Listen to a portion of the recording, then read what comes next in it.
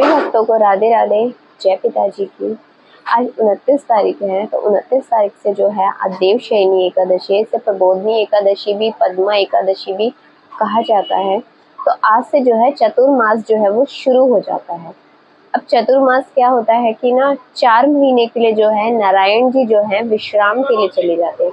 यानी कि 4 महीने तक जो उनका जितना भी कार्यभार होगा वो सब मेरे पिताजी संभालेंगे अब से। तो यानी कि 4 महीने के लिए नारायण जी जो शयन के लिए चले जाते हैं, तो उसमें कोई भी शुभ कार्य, विवाह या फिर कोई जैसे कि गृह प्रवेश हो गया, ये सब चीजें जो है नहीं होती है उसमें। तो चतुर्मास जो है इसी को कहा जाता है, 4 महीने के लिए होता है। इस बार जो चतुर्मास है वो 29 जून से लेके 23 नवंबर तक रहेगा। जब देव उठान एकादशी आती है तब जो है चतुर्मास पूरा होता है, जब देव उठनी एकादशी आती है जो। अब चतुर्मास में हमें कुछ लोगों का ये सवाल रहता है कि हम क्या लड्डू गोपाल को सुला सकते हैं? तो वो नहीं सोते हैं, सिर्फ जिनके पास भी नारायण जी होते हैं, तो नारायण भगवान ही 4 महीने के लिए जो है वो शयन करते हैं। अब चतुर्मास के कुछ नियम होते हैं। अब देखिए, जो वैसे शास्त्रों में ये कहा गया है कि चतुर्मास में हमें एक नियम जरूर फॉलो करना चाहिए हर एक इंसान को, क्योंकि ये उनके कष्टों को काटने के लिए होता है। अब देखिए इसमें क्या होता है, जैसे कुछ लोग नियम लेते हैं कि क्या हम 4 महीने लहसुन प्याज नहीं खाएंगे, 4 महीने हम जो है नंगे पैर रहेंगे, या फिर 4 महीने या फिर जो हम सिर में तेल नहीं लगाएंगे हम, या फिर 4 महीने हम घी का सेवन नहीं करेंगे। तो यानी कि ऐसे होते हैं ये, कोई भी एक चीजों को छोड़ देना, यानी कि ये होता है चतुर्मास के नियम।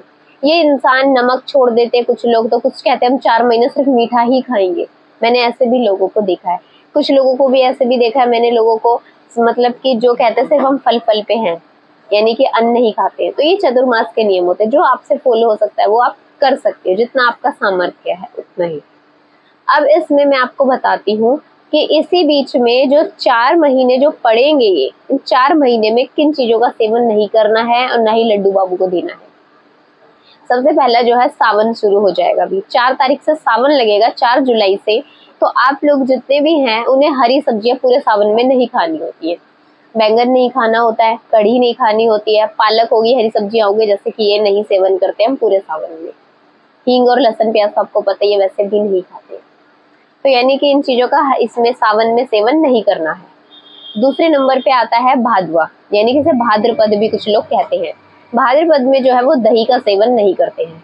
उसके बाद आएगा अश्वनी मास, ठीक है। अश्वनी मास में जो है वो दूध का सेवन नहीं करना है, दूध नहीं पीना होता उस महीने में। फिर आता है कार्तिक मास। कार्तिक मास में किसी भी प्रकार की दालें नहीं खाई जाती है, मसूर की या फिर चने की दाल हो गई, अरहर की दाल हो गई, जो भी दालें होती हैं वो हम कार्तिक मास में नहीं खाते। 4 महीनों का नियम ये आप लोगों को लग तो रहा होगा बहुत भारी है, लेकिन जो इंसान इन 4 महीनों के नियम को फॉलो कर लेता है वो स्वयं नारायण जी की शरण में जाता है। इसीलिए कहा जाता है पूरे साल कुछ नियम या व्रत उपवास ना कर सके, लेकिन 4 महीने के जो ये नियम है इन्हें फॉलो करना। अगर ये 4 नियम जो अभी मैंने लास्ट के बताए हैं, श्रवण के और भादवे के और अश्वनी और कार्तिक मास के, ये जरूर फॉलो करने चाहिए और आपके ऊपर अपने सामर्थ्य अनुसार जो है वो कर सकते हो। ये है चतुर्मास के नियम। इसके बाद देव उठान एकादशी को जो श्री नारायण जी जो है वो अपने विश्राम जो है वो शयनी से जो है उठ जाते हैं, फिर अपने जो है जितने भी हमारे शुभ जितने भी कार्य होते हैं, हम शादी विवाह जो हमारे शुरू हो जाते हैं। तो इन नियमों को फॉलो करना काफी जरूरी होता है। सभी को राधे राधे, जय पिताजी।